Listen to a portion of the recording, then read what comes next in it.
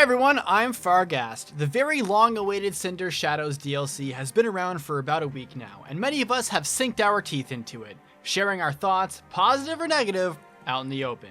Personally, I think it was a stellar addition to the game, like 10 hours of extra content, 4 fully fleshed out characters, Anna, with monastery dialogue for all 4 main routes, extra quality of life features for the main game, more paralogs, insanely, I'm not even kidding, I have not stopped listening. What's the song even called anymore? The Shackled Wolves? What's the other one? Woven by Fate, I think? Oh, well, that too. What's the other one? The one that's like super hardcore. At what cost? Holy Naga. I've been listening to this forever. Anyway, I just think this mode is very much worth the price tag of $25.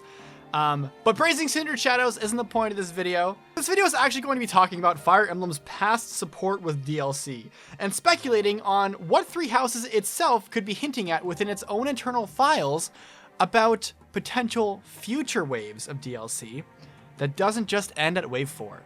Anyway, the reason why I want to talk about Three Houses DLC maybe not being done just yet is because despite the 4th wave being the last wave, there's a couple things within the game and the DLC itself that could hint at more to come. This is just speculation and my own conjecture here, so take that with a grain of salt. So let's talk about thing number 1 of 2.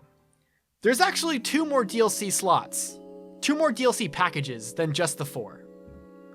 Upon the first DLC release of Academy Byleth, hackers were quick to dump the DLC because it's just a thing that is fun to do, to kind of just dump all the information out there and see what else we can find.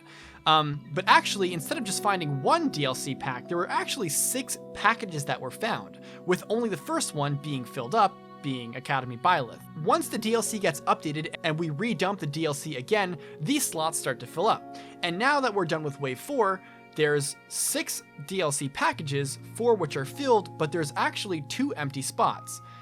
There have always been 6 different packages, and now that the 4th package has been Cindered Shadows did, the 5th and 6th remain. These packages exist insofar that they can be seen, but there's literally nothing within these packages.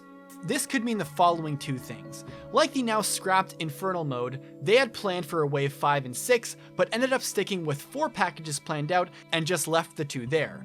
Or, they intentionally kept those 2 packages in case they wanted to easily and conveniently add more DLC on a whim.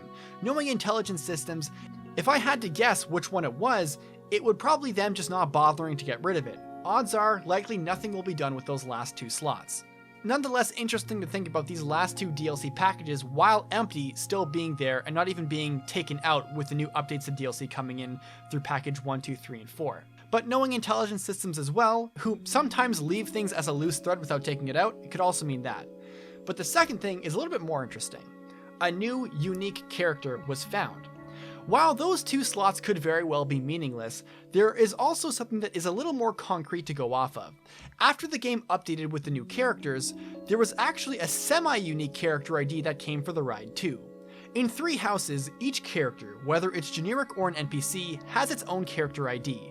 Character ID 1047 is a unique case. It's located just after Anna and Yuritsa, but right before the generic enemy and NPC character IDs. When this block gets opened, it's not just generic or throwaway placeholder data through and through.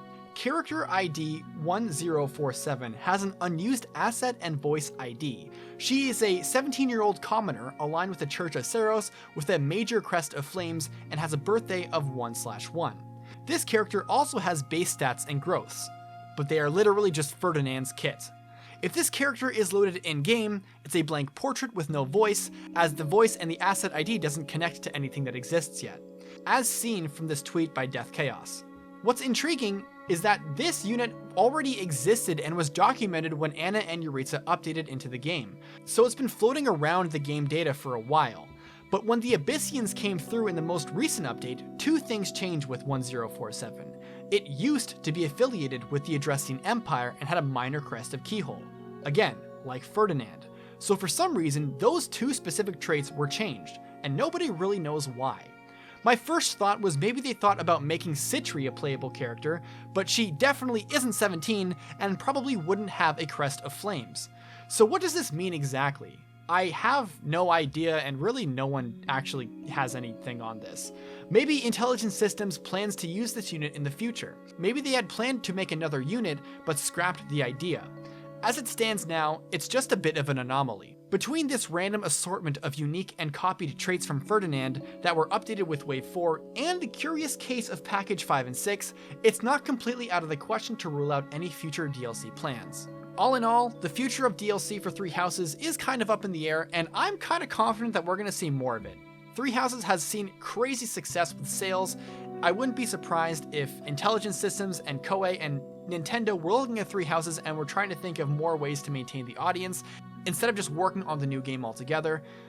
My gut feeling says that even though Cindered Shadows was the last officially announced wave, I wouldn't be surprised if we have anything more coming down the pipeline.